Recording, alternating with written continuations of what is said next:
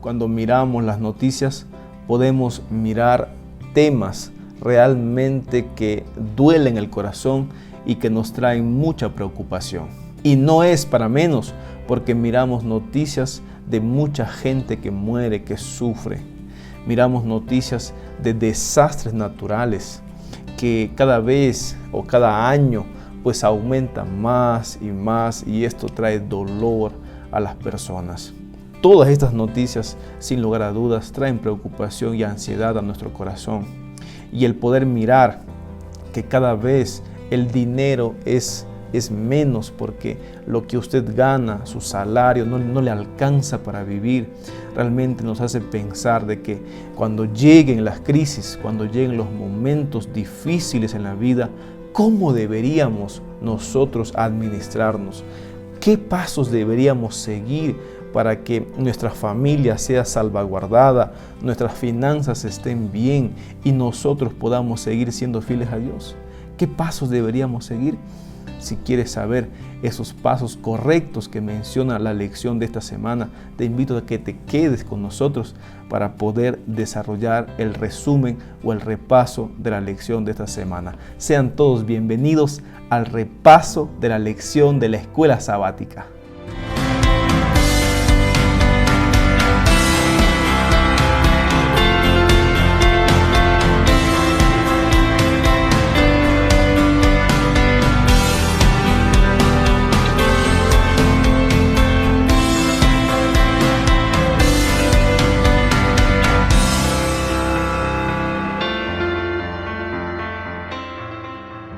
Estamos en la lección número 1. Esta lección lleva por título Cómo administrarse en tiempos difíciles. Y esta lección lo vamos a dividir en dos partes. La primera parte es confiar en Dios y no en tu propia prudencia.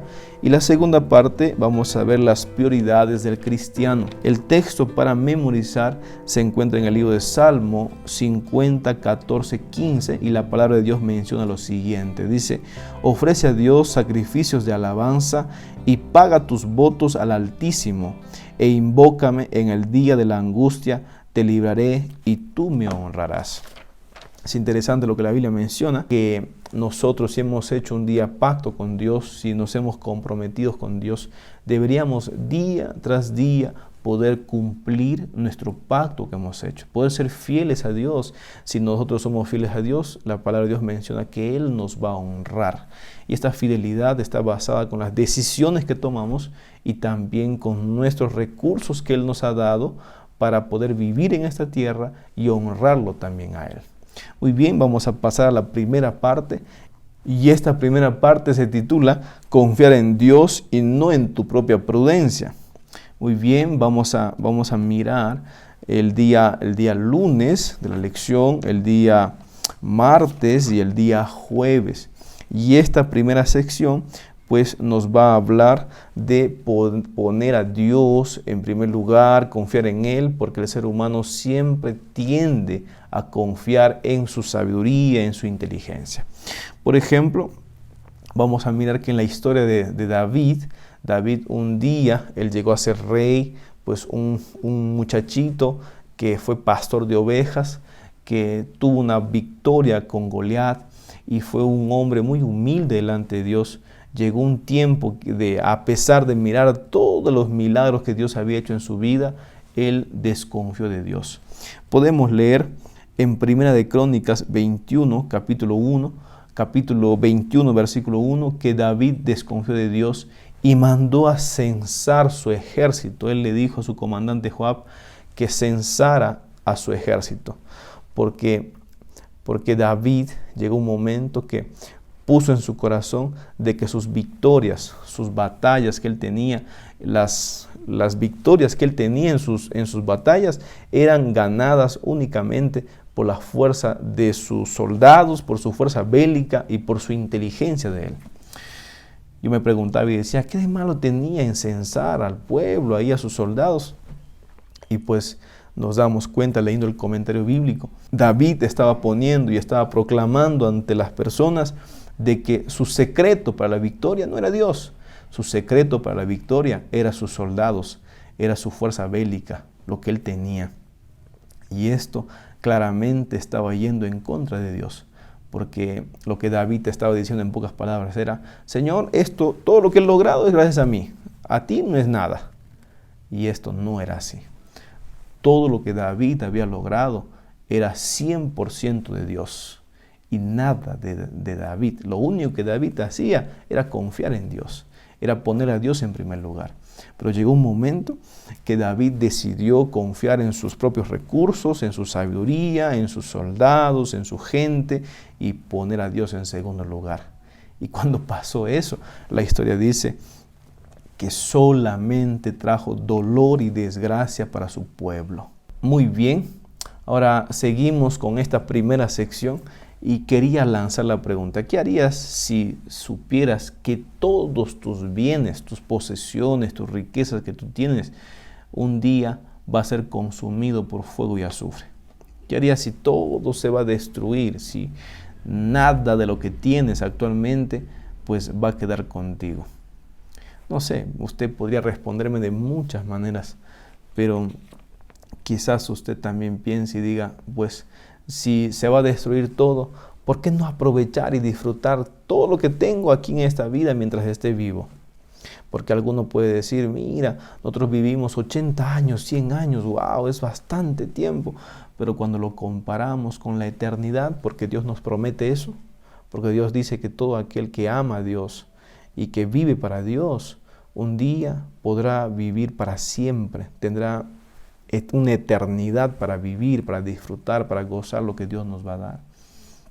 Y si contrastamos y comparamos esa eternidad que Dios te va a dar con los 100 años que podrías vivir aquí disfrutando de tus riquezas, ¿qué preferirías?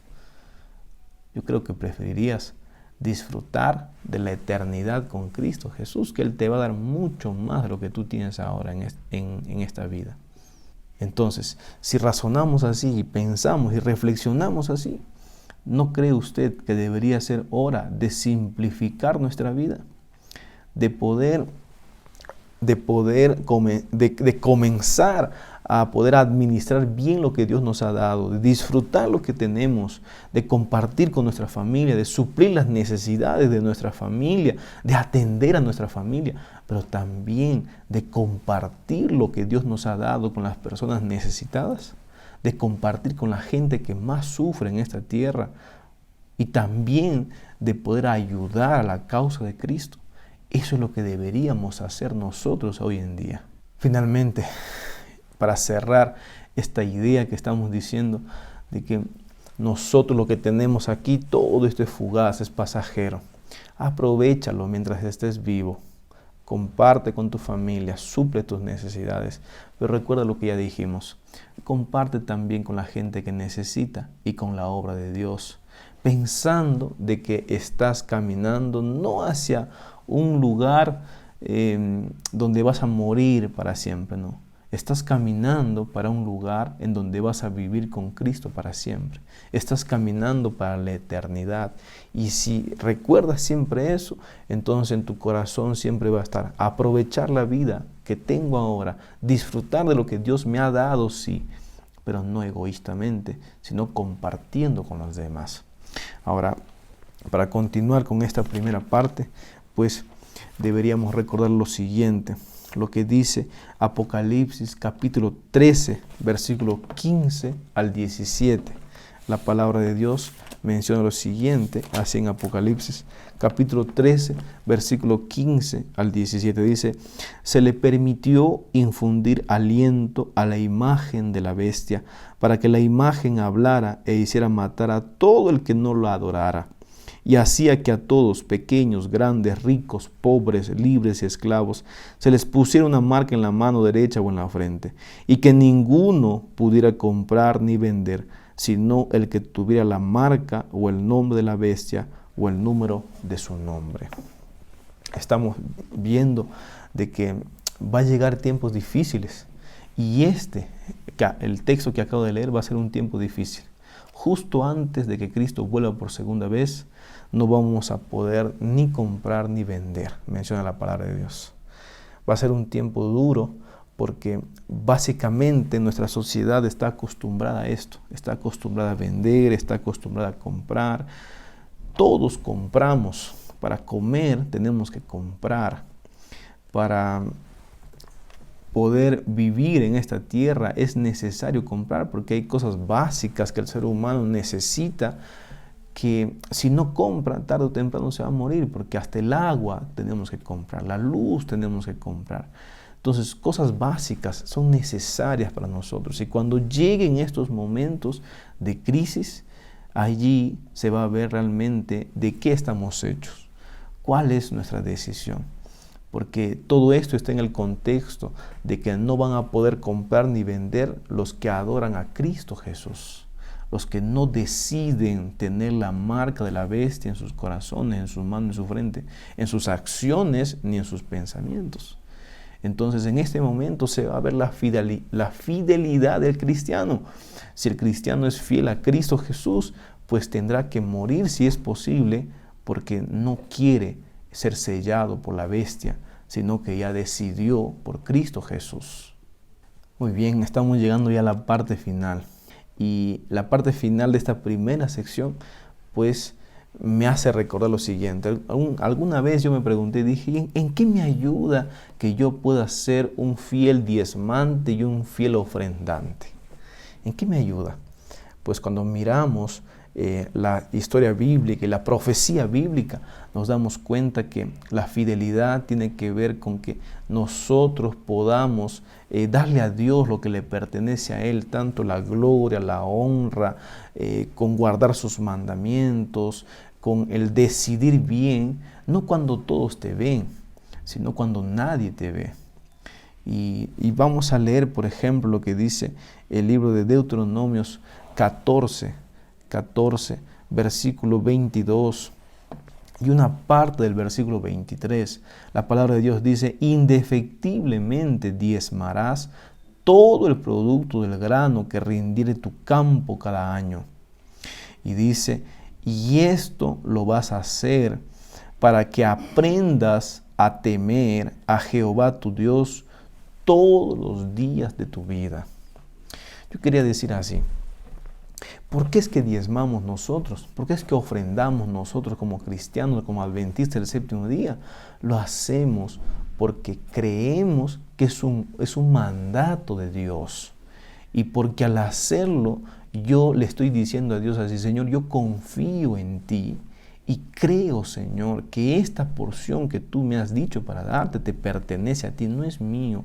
Y lo hago porque confío que tú vas a proveer siempre para mí.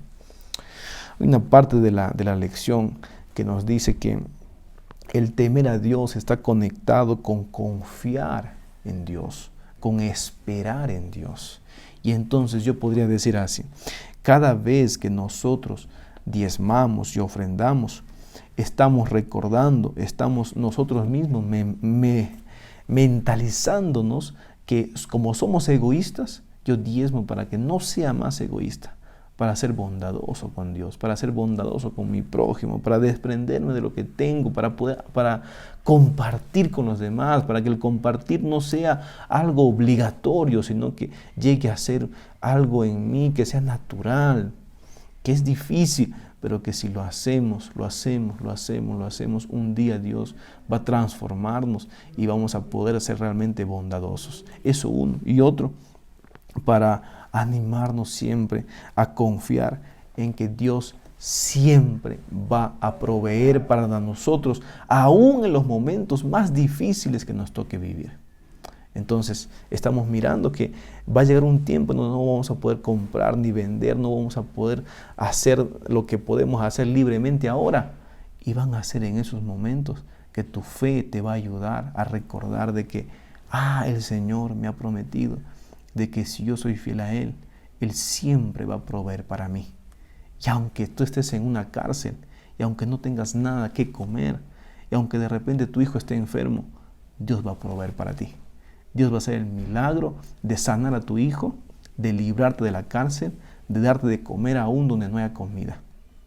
Porque usted aprendió a ser fiel a Dios. Muy bien, ahora sí pasamos a la segunda sección, y esta segunda sección pues la hemos titulado la prioridad del cristiano. Y esta segunda sección vamos a ver pues el día domingo y el día miércoles. Vamos a hablar un poquito sobre esto, en primer lugar sobre Josafat. La historia nos cuenta en el libro de Segunda de Crónicas, capítulo 20, casi todo el capítulo, que al final, casi ya en el ocaso del reinado de Josafat, él fue atacado y Judá estaba siendo invadido por Moab y también por Amón, dos reyes paganos que estaban intentando tomar y saquear el pueblo de Dios. La historia nos dice que Josafat, en vez de alistar sus espadas, sus caballos, sus hombres de guerra, lo que él hizo fue clamar a Dios. Ciertamente Josafat tuvo temor porque miraba muchos soldados que venían contra él y contra su reino. Y la historia nos menciona que Josafat sí sintió temor humanamente, pero él se recordó que ninguna batalla se gana sin Dios. Y entonces Josafat oró a Dios, clamó, pregonó ayuno, oración en su pueblo. Y el Señor pues respondió, porque si buscamos nosotros en 2 de Crónicas 20, versículo 15, la palabra de Dios menciona lo siguiente, dice: oíd todo Judá y vosotros habitantes de Jerusalén, y tú, rey Josafat, Jehová os dice así: no temáis ni os amedrentéis delante de esta multitud tan grande, porque no es vuestra la guerra, sino de Dios. Esto fue enviado por un mensajero de Dios para que Josafat pudiese recordar y no tuviese más temor. Y no retrocediese más, sino que él pudiese ceñir sus lomos y avanzar, porque Dios estaba de su lado. La palabra de Dios menciona que Josafat puso, como ya dije, a Dios en primer lugar. Él no confió en su prudencia, él no confió en sus recursos que tenía, en sus hombres de a caballo, no confió en su sabiduría, sino que él buscó a Dios, puso a Dios en primer lugar. Él le dijo a Dios: Señor, aquí estoy, ¿qué voy a hacer? Ayúdame. Y ciertamente la Biblia dice que de Dios era la guerra. Por eso en el versículo 20 nosotros encontramos la respuesta de Dios. La palabra de Dios dice: cuando se levantaron por la mañana, salieron al desierto de Tecoa. Mientras ellos salían, Josafat, puesto en pie, dijo: oídme, Judá y habitantes de Jerusalén, creed en Jehová vuestro Dios y estaréis seguros, creed en sus profetas y seréis prosperados. Y entonces la palabra de Dios menciona en el versículo 22 que cuando comenzaron el pueblo de Judá a entonar cantos de alabanzas, dice: Jehová puso emboscada contra los hijos de Amón y también contra Moab y de los montes de Seir que venían contra Judá, y se mataron, dice la Biblia, los unos a los otros. Es impresionante cómo Dios ha cuidado a su pueblo, cómo Dios ha librado a su pueblo de todos sus enemigos. En este caso, Moab y Amón, que venían contra Jerusalén para saquearlos, para matarlos, dice la Biblia que Dios hizo que entre ellos solitos se mataran, entre ellos pelearan, y todos los soldados murieron. Y esto ocurrió porque Josafat puso a Dios en primer lugar, y fue Dios quien lo libró de este ataque que estaba queriendo hacer estos reyes paganos. Y una vez más el nombre de Dios fue glorificado, porque todo Jerusalén y todo Judá se enteró y sabía que era Dios quien estaba al frente de la batalla, y Él y nuestro Dios para cuidarlos, para protegerlos y para que su nombre una vez más sea glorificado. Muy bien, acabamos de ver la experiencia de Josafat y qué es lo que Josafat hizo en un momento de crisis, en un momento de locura, se puede decir, en un momento en donde él miraba ya su reino destruido y él buscó a Dios en oración. Usted también podría estar pasando una crisis financiera, una crisis en tu hogar, una crisis de diferente índole. Pero tienes que recordar que en esa crisis que Dios permite que vivas, tienes que buscar a Dios en primer lugar. Tienes que hacer que Dios pelee por ti y Dios te dará la victoria. Recuerda eso. Ahora, ¿Cuál es la prioridad que tú tienes? Nosotros sabemos como hijos de Dios que nuestra prioridad debe ser Dios, poner a Dios en primer lugar en todo lo que nosotros hagamos, en las decisiones familiares, financieras, de salud, de trabajo, etc. Tienes que poner a Dios en primer lugar para que te vaya bien en la vida. Recuerda lo que dice la palabra de Dios en Mateo 6:24. La Biblia menciona así, dice: ninguno puede servir a dos señores, porque odiará al uno y amará al otro, o estimará al uno y menospreciará al otro. No puede servir a Dios y a las riquezas. Todo este trimestre estamos hablando sobre finanzas, sobre mayordomía, sobre cómo administrar lo que Dios nos bendice, lo que Dios nos ha dado.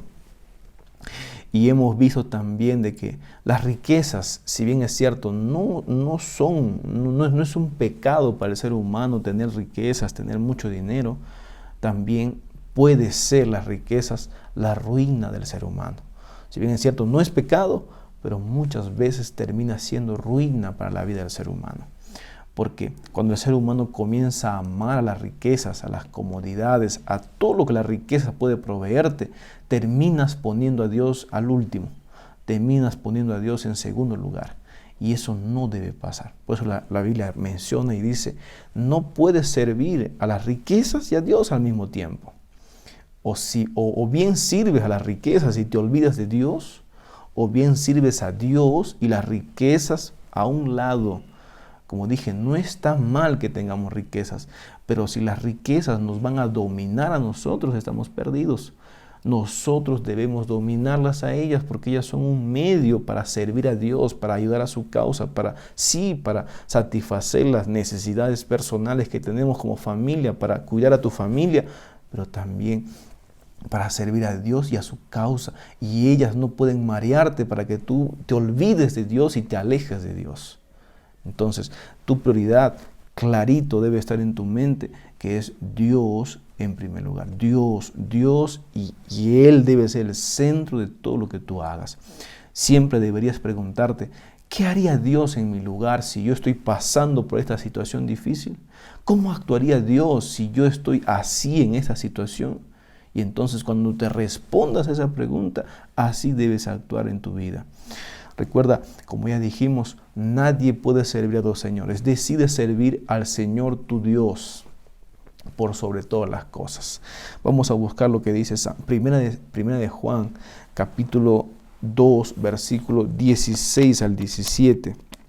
Un libro muy pequeñito que está cerca de Apocalipsis, y vamos a ver lo que nos dice. Primera de Juan, capítulo 2, versículo 16 al 17. Dice la palabra de Dios lo siguiente, dice así: porque nada de lo que hay en el mundo, los deseos de la carne, los deseos de los ojos y la vanagloria de la vida, proviene del Padre nuestro Dios, sino provienen del mundo. Y el mundo pasa y sus deseos, pero el que hace la voluntad de Dios permanece para siempre. Es muy impresionante lo que menciona la Biblia. Si nosotros buscamos lo que significa mundo, es cosmos, y lo que tiene que ver con el mundo es pasajero, es temporal, no es eterno.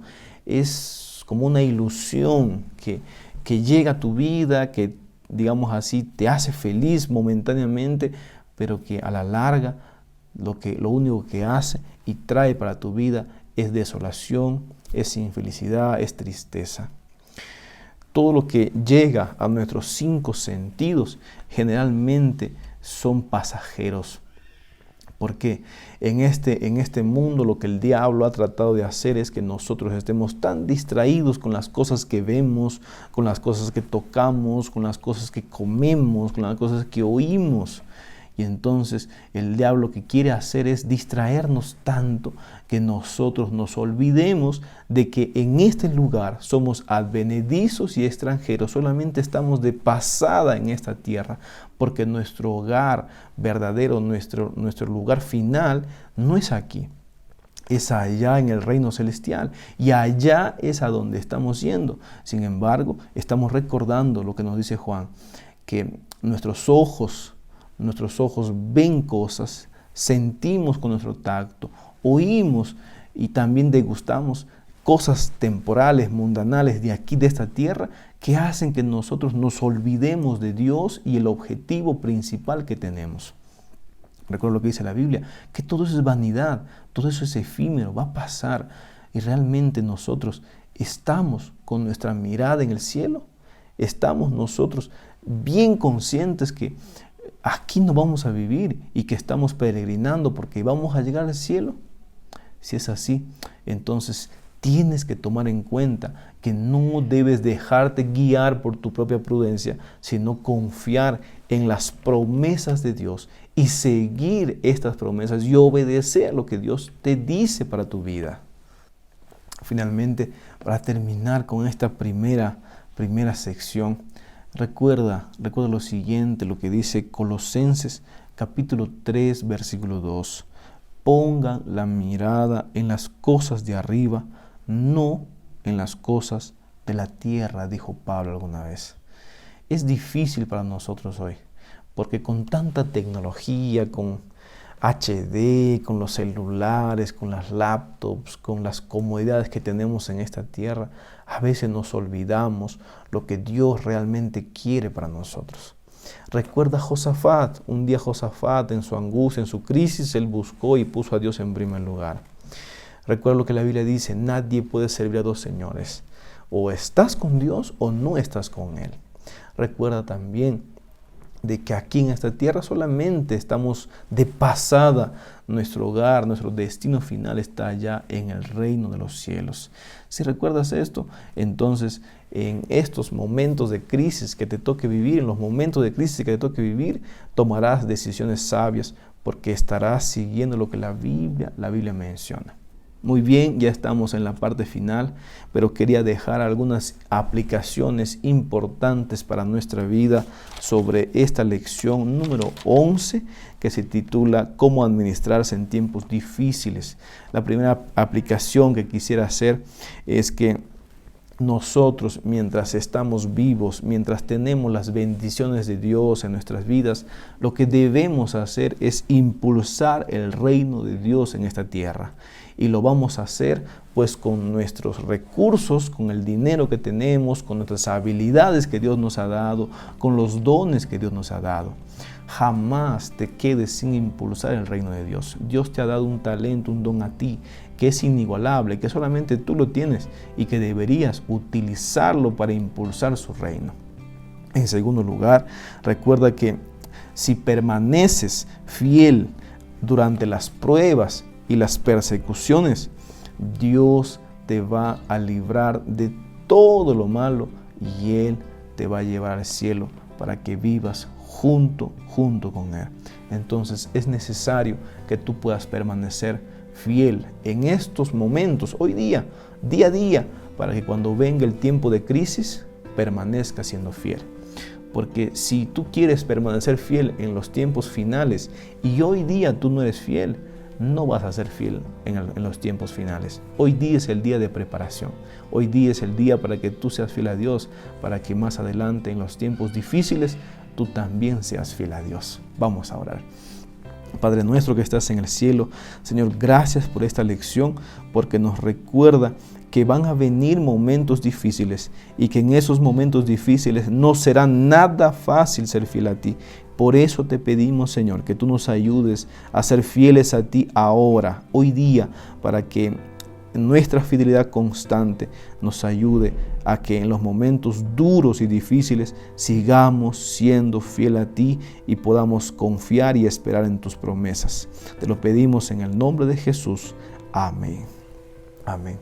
Hemos llegado a la parte final, estamos ya en la penúltima lección. Quiero invitarte a que puedas dejar algún comentario, a que puedas compartir con tus amigos y familiares y por supuesto también a suscribirte al canal. Que Dios te bendiga. Hasta la próxima.